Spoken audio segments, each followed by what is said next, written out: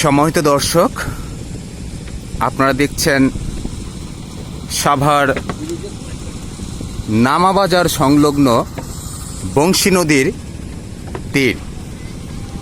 এই নদীটি এত বড় একটি স্রোতবহুল নদী ছিল, যে নদী দিয়ে একটি সময় অনেক বড় বড় জাহাজ চলাফেরা করত। কিন্তু কিছু নামধারী ভূমিদস্যু যারা এই সরকারি জমি অবৈধভাবে দখল করে কিংবা বিভিন্ন রকম ব্যবসা প্রতিষ্ঠানের সরঞ্জাদি এই নদীতে ফেলে রেখে পানির স্রোতের ব্যাহত ঘটাচ্ছে। ময়লা ফেলছে, অবৈধভাবে মাটি ভরাট করে সেখানে ঘরবাড়ি তুলছে, দোকানপাট করছে, গাছ রাখছে। আপনারা দেখতে পাচ্ছেন সাভার নামাবাজার ব্রিজ সংলগ্ন এই পরিবেশটি। বর্তমানে পানির সময় পানি অনেক বেশি, তারপরেও স্রোত অনেক কম দেখা যাচ্ছে। যখন পানি কম থাকে তখন এই নদীর পানিতে যে দুর্গন্ধ পাওয়া যায় কিংবা অনেক কালো হয়ে যায়, দূষিত হয়ে যায়।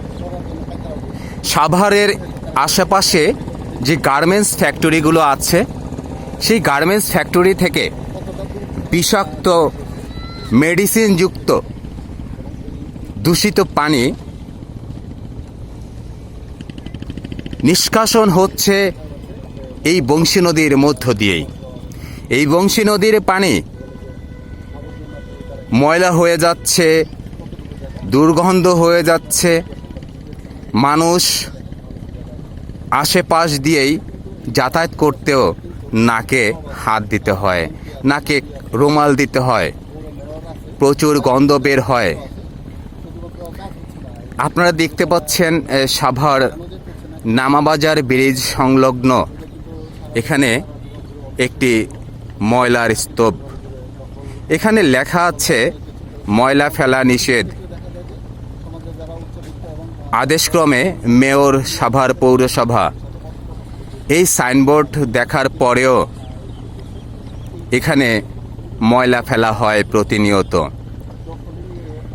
বিভিন্ন মানুষ বিভিন্নভাবে এই নৌপথের যে জায়গা, সেই জায়গাটি বেদখল করছে।